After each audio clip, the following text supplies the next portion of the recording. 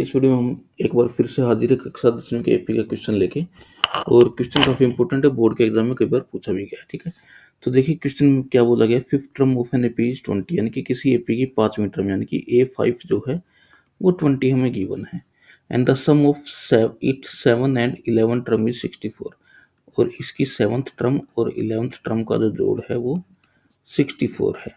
तो देखिए हमारा मेन मकसद क्या होता है, हमें दो लीनियर इक्वेशन बनानी है और दोनों इक्वेशन को सोल्व करना है, ए और डी निकालना है। फिर हमें जो भी हमारे से पूछा वो निकाल सकते हैं। तो हमारे से पूछा ही कॉमन डिफरेंस यानी कि डी ही हमें फाइंड आउट करना है, डी हमें फाइंड आउट करना है। ओके, तो देखिए A5 को मैं क्या लिख सकता हूँ, A5 को मैं सीधा सीधा लिख सकता हूँ A+4D। ठीक है, आप भी ऐसे ही लिखिएगा। तो A5 को A+4D लिखा, ये इक्वेशन नंबर 1 होगी। इसको मैं थोड़ा आपको बता देता हूँ किस तरीके से लिखा।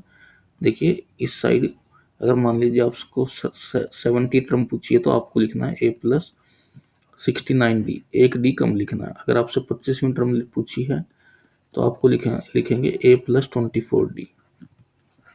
तो इसी तरीके से आपके पास A5 था तो A+4D मैंने लिखा, यह होगी इक्वेशन नंबर 2। अब देखिए यहाँ से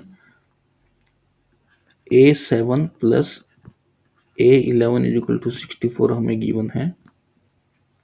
तो A7 को मैं लिख सकता हूँ A+60 और A11 को मैं लिख सकता हूँ A+10D इज इक्वल टू 64। तो इतना मैं उम्मीद करता हूँ आप लोगों को समझ आ रहा होगा। एक ए ये है, एक ए ये है, हो गया 2A। ठीक है, यहाँ 6D है, यहाँ 10D है, तो हो गया 16D इज इक्वल टू 64। अब आगे चलते हैं थोड़ा सा। अब देखिए यहाँ से 2 कॉमन लेके मैं काट सकता हूँ। 2 कॉमन लिया तो यहाँ बचा A, यहाँ बचा 8D और यहाँ बचा 64। इस 2 ने इसको 64 को काटा 32 पे, क्योंकि यहाँ ये 2 मल्टीप्लाई में उस साइड जाएगा तो डिवाइड में हो जाएगा। ठीक है, तो आपके पास इक्वेशन आ गई A+8D is equal to 32। This is equation number 2। इसको इक्वेशन नंबर 2 देते हैं। अब एक इक्वेशन ये 1 है, एक इक्वेशन 2 है। दोनों इक्वेशन को लीनियर इक्वेशन के मेथड से सोल्व करते हैं। पहली इक्वेशन हमारी क्या है, A+4D is equal to 21।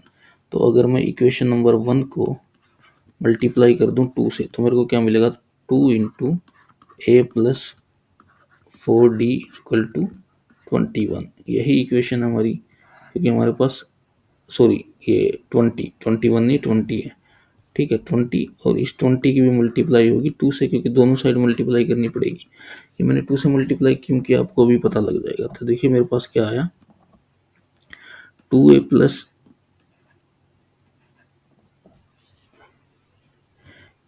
8D is equal to 40। ठीक है, अब इस इक्वेशन को इस इक्वेशन के नीचे रखता हूँ। तो A+8D, मैं D को काटना चाह रहा था इसलिए मैंने इसको 4 को 2 से मल्टीप्लाई किया था। अगर आप डायरेक्ट इसी इक्वेशन को 1 के साथ सोल्व करते तो भी आंसर आता था, क्योंकि आपसे D ही पूछा था।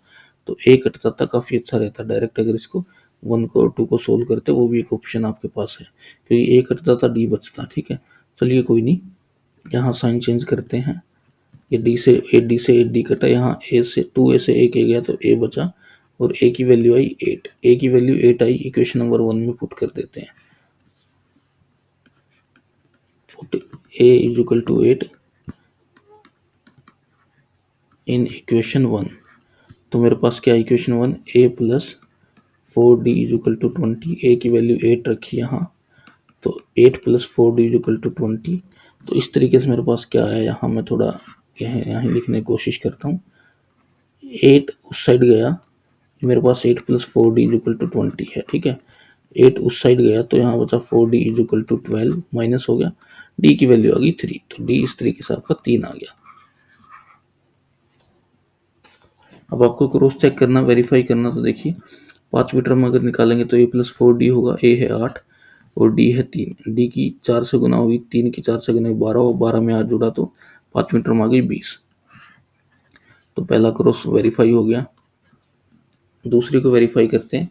A मेरा 8 है, D है मेरा 3। ठीक है, तो A प्लस ये 7वां टर्म निकालूंगा तो A+6D होगा, यानी कि 8 में मैं 18 जोड़ूंगा तो कितना आया, 18 क्यों, 3 इंटू 6 18, यह आया यहाँ से 26। ठीक है, और यहाँ से क्या है a प्लस 10d, तो d की मल्टीप्लाई करी, 3 की मल्टीप्लाई करी 10 से आया 30 और 8 जुड़े तो आया 38, 38 और 26 मिलके हो गए 64, तो वेरीफाई भी हो गया। इस तरीके से आपको ये क्वेश्चन करना